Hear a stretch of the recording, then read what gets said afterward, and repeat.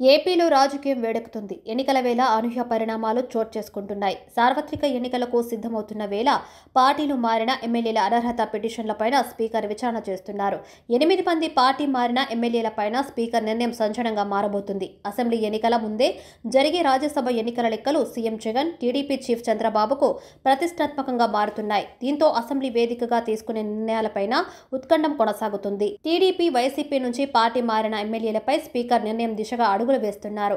Speaker కార్యాలయంలో అనర్హత పిటిషన్లపై విచారణ జరగనుంది. స్వయంగా ఎమ్మెల్యేలను తన కార్యాలయంలో హాజరు కావాలని స్పీకర్ నోటీసులు జారీ చేశారు. దీనిపైన వైసీపీ రెబెల్ ఎమ్మెల్యేలు 4 హైకోర్టులో లంచ్ మోషన్ పిటిషన్ దాఖలు చేశారు.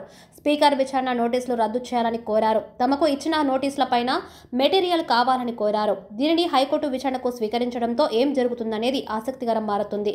అయితే వైసీపీ రెబెల్ ఎమ్మెల్యేలను 12 గంటలకు విచారణకు హాజరు కావాలని, అలాగే తెలుగుదేశం రెబెల్ ఎమ్మెల్యేలు మధ్యాహ్నం రావాలని స్పీకర్ కార్యాలయం నోటీసులు జారీ చేసింది. స్వయంగా వచ్చి వివరణ ఇవ్వాలని వైసీపీ, టీడీపీ రెబెల్ ఎమ్మెల్యేలకు స్పీకర్ పేషి ఆదేశాలు ఇచ్చింది. వివరణ ఇచ్చేందుకు ఒక్కొక్క ఎమ్మెల్యేకు 15 నిమిషాల వరకు స్పీకర్ కార్యాలయం సమయాన్ని కేటాయించింది. అయితే వివరణ ఇవ్వాలా వద్దా అన్న దానిపై వైసీపీ రెబెల్ ఎమ్మెల్యేలు న్యాయ నిపుణుల సలహా తీసుకోనున్నారు. కాగా ఇప్పటికే వివరణ ఇవ్వడానికి 30 రోజుల గడువు కావాలని వైసీపీ రెబెల్స్ స్పీకర్కు లేఖ రాశారు. వైసీపీ రెబెల్ ఎమ్మెల్యేలు మాత్రం 4 వారాలు గడువు కోరుతూ లేఖలు పంపారు. సహజ న్యాయ సూత్రాల ప్రకారం 60 రోజులు గడువు ఇవ్వవచ్చని పేర్కొన్నారు. మరోవైపు తనకు ఆరోగ్యం బాగోలేనందున 4 వారాలు గడువు ఇవ్వాలని ఎమ్మెల్యే మేకపాటి చంద్రశేఖర్ రెడ్డి కోరారు. అయితే ఈ లేఖలపై స్పీకర్ తమ్మినేని సీతారాం ఎలాంటి నిర్ణయం తీసుకోలేదు. వైసీపీ నుంచి 4 ఎమ్మెల్యేలు ఆనం వెంకట రమణారెడ్డి, కోటం రెడ్డి, శ్రీధర్ రెడ్డి, మేకపాటి చంద్రశేఖర్ రెడ్డి, శ్రీదేవి టీడీపీలో చేరారు. ఈ 4 అనర్హత వేటు వేయాలని స్పీకర్కు వైసీపీ ఫిర్యాదు చేసింది. వీటి ఆధారంగా తన కార్యాలయంలో ప్రత్యక్ష విచారణకు రావాలని ఈ 4 ఎమ్మెల్యేలకు స్పీకర్ నోటీసులు జారీ చేశారు. అదే సమయంలో టీడీపీ నుంచి వైసీపీలో చేరిన 4 ఎమ్మెల్యేలకు స్పీకర్ నోటీసులు ఇచ్చారు. ఇప్పటికే వైసీపీ రెబెల్ ఎమ్మెల్యేలో మేకపాటి చంద్రశేఖర్ రెడ్డి, శ్రీదేవి స్పీకర్ విచారణకు హాజరయ్యారు. తమ అభిప్రాయం చెప్పేందుకు మరింత సమయం కావాలని కోరారు. ఈ నెల 29న వ్యక్తిగతంగా హాజరై వివరణను ఇవ్వాలని మరోసారి నోటీసులు పంపారు. వైసీపీ నుంచి ఆనం, ఉండవల్లి శ్రీదేవి, కోటంరెడ్డి శ్రీధర్ రెడ్డి, మేకపాటి చంద్రశేఖర్ రెడ్డి టీడీపీలో చేరారు. అదేవిధంగా టీడీపీ నుంచి Vamsi, Chirala MLA Karanam Balaram, Guntur west MLA Maddala Giridhar, Visakhapatnam దక్షిణ ఎమ్మెల్యే వాసుపల్లి గణేష్ టీడీపీ నుంచి వైసీపీలో మారారు. ఇదే సమయంలో 4 ఎమ్మెల్యేలు హైకోర్టులో పిటిషన్ దాఖలు చేయడం ఆసక్తికరంగా మారింది. తమ వాదన వినకుండా తమకు ఎటువంటి మెటీరియల్ ఇవ్వకుండా విచారణకు రావాలంటూ తమకు నోటీసులు జారీ చేశారని ఎమ్మెల్యేలు హైకోర్టులో దాఖలు చేసిన పిటిషన్లో పేర్కొన్నారు.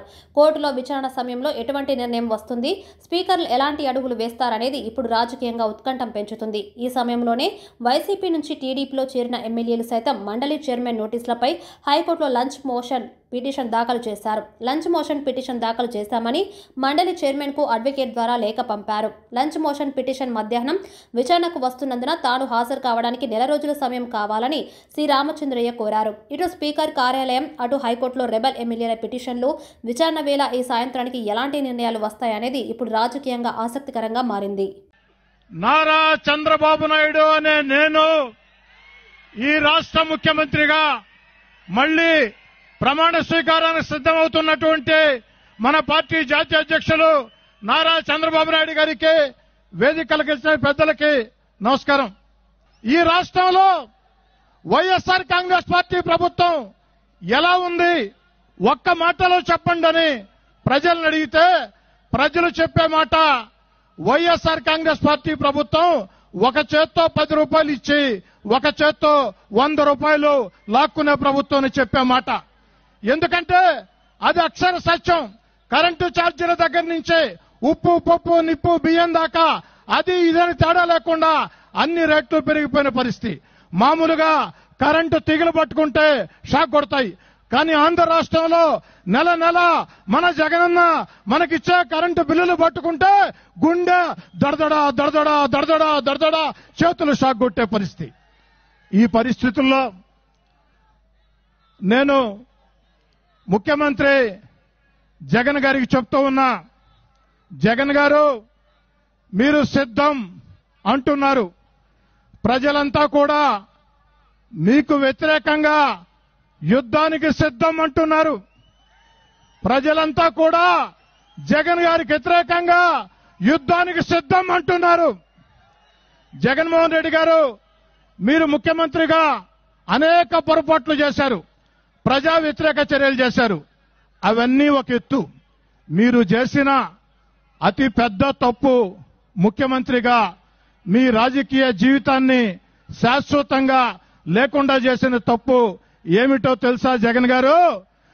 1,00,000 మందికి ఉద్యోగాలు ఇచ్చి 1,00,000 మందికి ట్రైనింగ్ ఇచ్చిన చంద్రబాబు గారి మీద అక్రమంగా కేసులు పెట్టి జైల్లో పెట్టావే, అదే మీరు చేసిన అతి పెద్ద తప్పు. అదే మీరు చేసిన అతి పెద్ద తప్పు, ఎలాంటి అనుమానం లేదు. ఇంకా హాస్యాస్పదం ఏమిటంటే చంద్రబాబు గారు ఇసుక ఎంతకి ఇచ్చారయ్యా? ఇసుక ఎంతకి ఇచ్చారయ్యా? ఉచితం, అంతే కదా. జై బాబానంద్, జై బాబానంద్ గారు, జై బాబానంద్, జై బాబానంద్, జై జై బాబానంద్. జై బాబానంద్.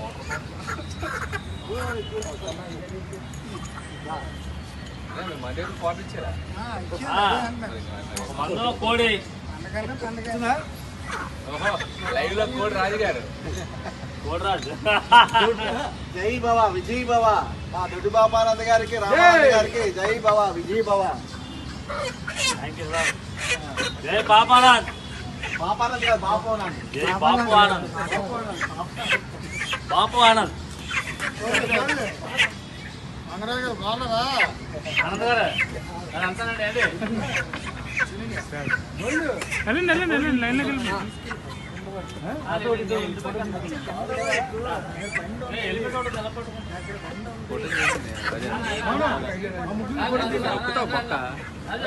వచ్చేది